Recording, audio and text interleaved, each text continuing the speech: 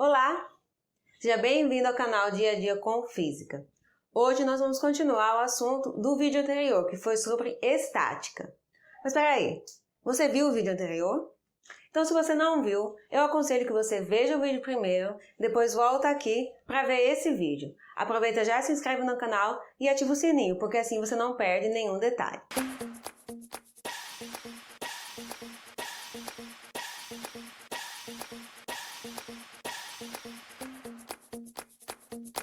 Para começar o vídeo de hoje, eu vou soltar uma frase para vocês que eu tenho certeza que vocês já ouviram. Se me derem uma alavanca e um ponto de apoio, eu deslocarei o mundo. Então, pausa filosófica para você curtir esse vídeo. Essa frase, muito famosa na física, é uma frase dita pelo filósofo físico matemático chamado Arquimedes. Então, Arquimedes queria dizer que com uma alavanca ele poderia mover qualquer coisa, porque é esse o princípio de uma alavanca. Uma alavanca é considerada uma máquina simples, que vai facilitar o trabalho humano. Vamos ver então os tipos de alavanca. Gente, eu peço que vocês não fiquem com vergonha de eu desenhar tão bem, certo? Vocês também podem chegar nesse nível um dia, quem sabe, treinando, né? Mas vamos para o assunto da aula. Então, existem alguns tipos de alavanca, que vai depender onde está o ponto de apoio, onde está a força resistente e onde está a força potente. Força resistente vai ser onde está o peso que eu preciso estar carregando, ou seja, a força que está resistindo àquele movimento. A força potente é aonde eu tenho que fazer essa força para conseguir levantar ou movimentar essa força que está resistindo. E o ponto de apoio é o que eu preciso para poder conseguir fazer funcionar essa alavanca. Então, aqui nessa primeira situação, nós temos uma pessoa que está usando um pedaço de madeira, uma barra de madeira, para levantar uma caixa. Então, quem está resistindo é a caixa. Então, aqui eu tenho a minha força resistente. Aqui eu tenho o meu ponto de apoio, que eu coloquei aqui para poder fazer esse levantamento. E a pessoa está fazendo força para levantar a caixa. Então, ela está aplicando o que a gente chama de força potente. Então, aqui agora eu tenho um braço que está fazendo uma força aqui na sua mão, certo? Está carregando um peso. Então, no braço, em todas as partes do nosso corpo, a gente sempre vai ter músculos e ossos, né? Então, aqui a gente tem um músculo, tem alguns ossos e esse braço está fazendo essa força para levantar esse peso. Então, aqui a gente tem a força resistente, que está resistindo a esse movimento do braço. Aqui nós temos o ponto de apoio do nosso braço.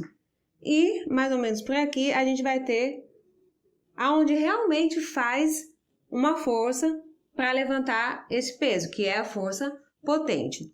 Então, essa é a alavanca interpotente. Por quê? Porque a força potente está entre o ponto de apoio e a força de resistência. Existem outras situações do nosso corpo humano que a gente vai ver as alavancas. Eu vou mostrar para vocês daqui a pouco, nesses desenhos maravilhosos que estão aqui do outro lado. Primeiro vamos ver o último tipo de alavanca, que é a alavanca interresistente. Ou seja, nessa alavanca, a força resistente, ela vai ficar no meio das outras forças. Então, aqui a gente tem a força resistente, que é onde vai vir o peso, né? Aqui é um carrinho de mão. A pessoa levando o carrinho de mão. O apoio do carrinho de mão, ele está na roda. Então, aqui está o apoio. E a força potente está sendo feita por essa pessoa que está levantando um peso. Então, a força resistente fica entre o apoio e a força potente. Então, essa é a alavanca interresistente. Então, é fácil de lembrar, né? Porque sempre mostra quem é que fica entre, né? Por isso, interfixa, quando o apoio fica no meio. Interpotente, quando a força potente é que vai ficar entre as outras duas coisas. E interresistente, quando a força resistente vai ficar entre as outras duas coisas, que é o apoio e a força potente. Então, eu coloquei aqui algumas situações onde o nosso corpo humano vai se comportar também como uma alavanca. Só para deixar bem claro para vocês como a física faz parte do nosso dia a dia. Está no nosso próprio corpo humano. Que lindo, né? Então, quando a gente abaixa a cabeça, faz esse movimento, a nossa coluna vertebral ela vai atuar como um ponto de apoio. Então, a nossa cabeça vai fazer um peso, por isso a gente vai ter essa força resistente.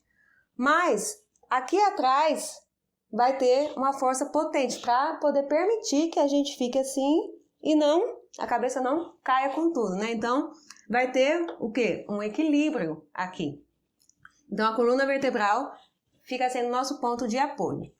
Quando a gente faz esse movimento com os pés, a gente também vai ter um apoio que fica aqui, no finalzinho dos nossos dedos, né? Que é quem está fazendo o peso, né? Quem tá fazendo o apoio mesmo.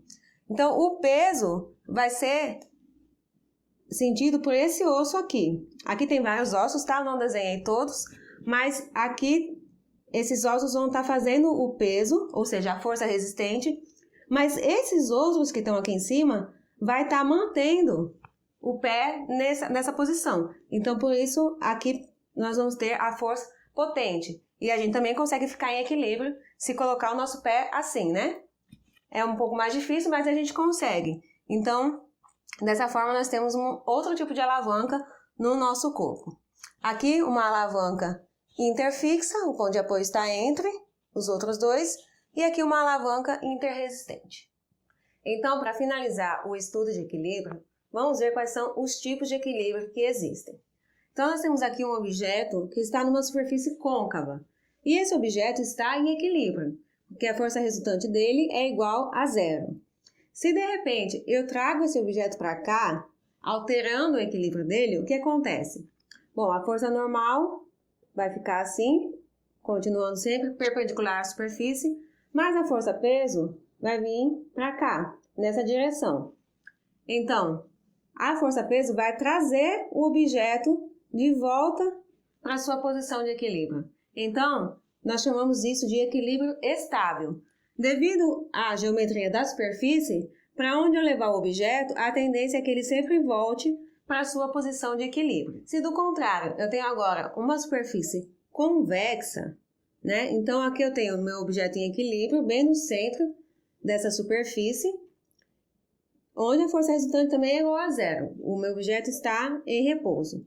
Se eu mexo ele, trago ele para cá, então eu vou ter a força normal para cá e eu vou ter a força-peso mais inclinada, para não parecer reta, a força-peso para cá.